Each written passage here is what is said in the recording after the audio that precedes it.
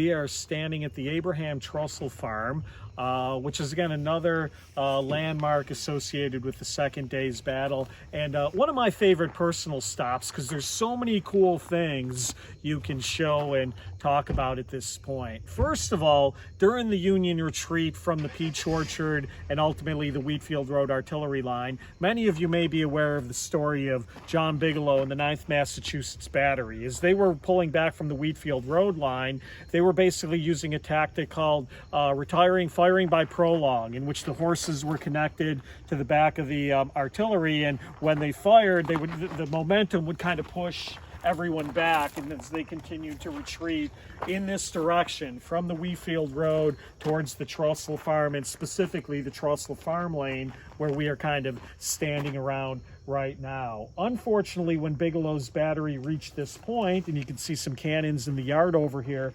marking, you know, the approximate position of where they went, and when Bigelow was told by Freeman McGilvery, one of the commanders of the Union Artillery Reserves, to basically hold his line because Colonel McGilvery is going to form an artillery line in the rear back of this position. So Bigelow's 9th Massachusetts makes a famous sort of last stand here at the Trussell farm, which was represented afterwards, as probably many of you know, by several noteworthy images, particularly the dead horses that littered the barnyard. So probably many of you have seen this picture, but if you've never actually been here before, this is where that action occurred. The other thing that's noteworthy too, people always ask about, you can see where an artillery projectile has gone through the wall of the barn. But my favorite connection is that this farm was the headquarters of Union General Dan Sickles, and you can see the headquarters marker is right over here. And Sickles' headquarters was primarily underneath this tree, which stands in front of us and is indeed a witness tree of the Battle of Gettysburg.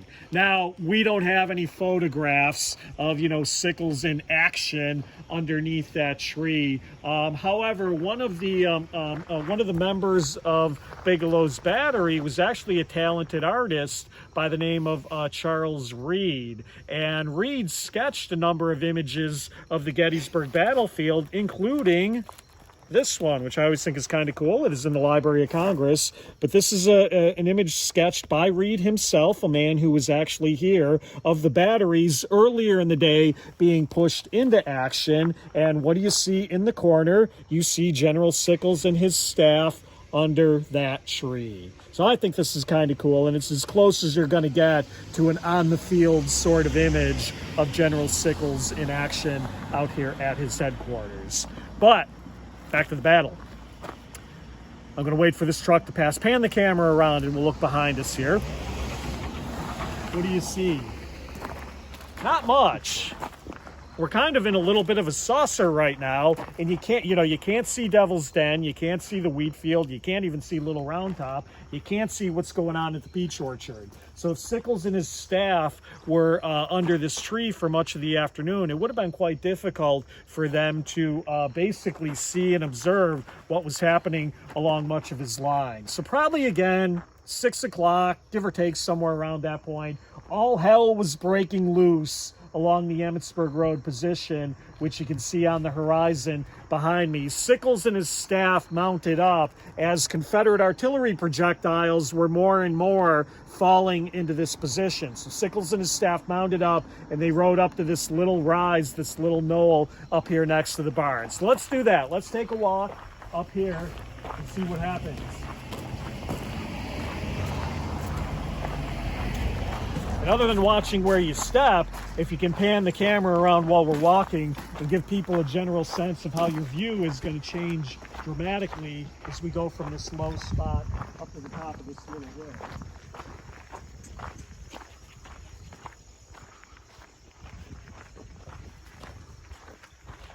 Now, unfortunately, because of time, one area that saw significant combat that we really aren't spending a lot of time talking about, but was important, was the other portion of the 3rd Corps front, which was General Andrew Humphrey's line along the Emmitsburg Road. So get a look at the Emmitsburg Road ridge onto the horizon here. Imagine Humphreys' division basically defending that point, and particularly when the wheat field and the peach orchard fell apart, Humphreys was going to be threatened on their left by Barksdale's 3 regiments, which are kind of sweeping diagonally at us. And did we give that you guys in a map? Let me see. Look at map number 9, the one that we kind of has General Humphreys' division, and you can see Barksdale sweeping into the left flank. Here, I'll show it on camera.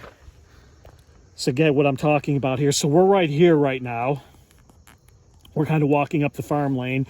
But again, what you would have seen over my left shoulder would be Barksdale's 3 regiments kind of sweeping diagonally, not quite towards us, but kind of diagonally, and Humphreys' line having to basically swing back like a door to fall back from the Emmetsburg Road. So while that's starting to fall apart, Sickles comes up here. And he and his staff take up a position here, which now gives you a much better view. Look at the peach orchard, and you get a much better view from up here. But while he's up here, a Confederate artillery projectile, a solid shot, an overshot, nobody was probably aiming at him, but an overshot comes in and basically skips off the ground, and Sickles is mounted on his horse, and the shot comes in and basically glances off of his right leg. It doesn't even hit the horse, but Sickles soon quickly realizes that his leg has been more or less crushed. So General Sickles gets off his horse. He is probably carried with the help of some assistants over to the side of the barn here. There's also an old map in the park that also indicates he might have been tended to behind that rock, that one right here. There you go, that one right there. So between the barn or the rocks, Sickles was probably tended to, and he waited for an ambulance to come up onto the field.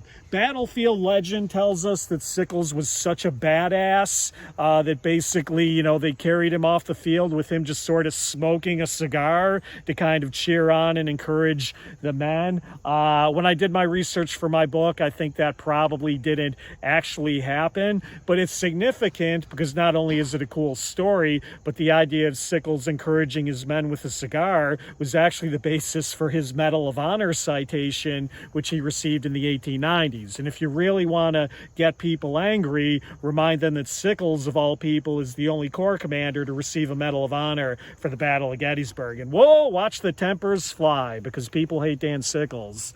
So anyways, though, Sickles is wounded on or about this spot. He is carried off the field, and later that evening, somewhere at a field hospital behind Union lines, Sickles' leg is amputated. Many of us probably know Sickles donated his severed leg to a medical museum in Washington, D.C., and one of the stories, perhaps apocryphal, was that Sickles would go visit his severed leg on the anniversary of the battle. And folks, here is Dan Sickles' severed leg. So there you go. Get a nice close-up on that. Always a crowd pleaser.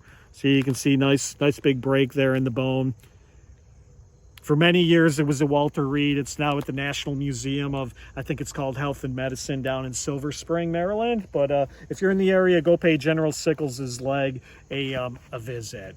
This effectively ended Sickles' military career. Again, I often get people saying, well, Sickles would have been court-martialed. Maybe not. General Meade, who was in a position to do something about that, did not prefer or press any charges against General Sickles. And General Meade afterwards said that he really felt that it was really just an honest disagreement of opinion over whose position was better until the spring of 1864, when Sickles and other generals started testifying against George Meade at the Joint Committee of the Conduct of the War. And it was at that point that sort of a more sinister plot developed to try to take credit away from General Meade for the Union victory and try to give the Union victory to General Sickles. And Sickles' argument was that by moving forward, he sort of prevented the Union Army from retreating and therefore, should deserve credit from bringing on the victory. You know, most of us think that's hogwash today, but for many years afterwards, this was a topic that was heatedly debated between Meade partisans and Sickles partisans. And really, both of these guys went to their graves insisting, you know, and kind of having to argue this point. Many people feel because of that, General Meade did not get the credit that he deserved for winning the Battle of Gettysburg, but he also said quite astutely that I don't see how you could call Sickles' movement a victory, because at the end of the day it created 2/3 of my battle casualties and ultimately just pushed Sickles back into the position that I wanted him to be in the first place. So I think that's yes, as the camera crew nods, I think that's a pretty good rebuttal on the part of General Meade. But you know, Sickles, only the good die young. Sickles lived on for another 50-odd years. He was a popular and return speaker here at battlefield reunions, veteran gatherings, monument dedications. You know, George Meade dies in 1872. Sickles lives until 1914. So Sickles has many, many years to go on and continuously tell his side of the story. This is an often repeated image, republished image that you can see. Sickles, Graham, who we talked about at the Peach Orchard, General Carr, who we did not talk about, but quick trivia, General Carr, if anybody's ever watched that 70s show, the redheaded girl on that 70s show is the great-great-great-granddaughter of General Carr. And I tell that anecdotes on tours because that is the only Civil War fact that has ever impressed my teenage daughter. So there you go. That 70s show reference. But here they are, Carr, Sickles, and Graham, right here next to the barn, as they were coming to ultimately site the position where they were going to mark the wounding of General Sickles. Sickles made his last return trip to Gettysburg in July of 1913 for the 50th anniversary of the Battle of Gettysburg. Here is an image of that one. One of my favorites. You can see him signing autographs for the veterans, the missing leg, the crutches, the cigar, all that stuff. And it is allegedly that at that reunion that the story started, that one of Sickles' friends was taking him around the battlefield and said, "General Sickles, how do you feel about not having a monument on the battlefield?" There was supposed to be a bust to Sickles here on the battlefield, but he misappropriated $28,000 from the state of New York and never got a monument on the field. But supposedly during this July 1913 visit, he said, "Don't worry about it, because the whole damn battlefield is my monument." I don't actually know if he said it, but it's kind of a good story, and it's one of those moments where if history didn't happen that way, it should have. And that, my friends, is the story of Dan Sickles. Love him or hate him, agree with his move forward or not, his movement to the Peach Orchard and the Emmitsburg Road influenced everything we're talking about today, arguably more than any other general on this battlefield. So Dan Sickles, very important guy, and read all about him.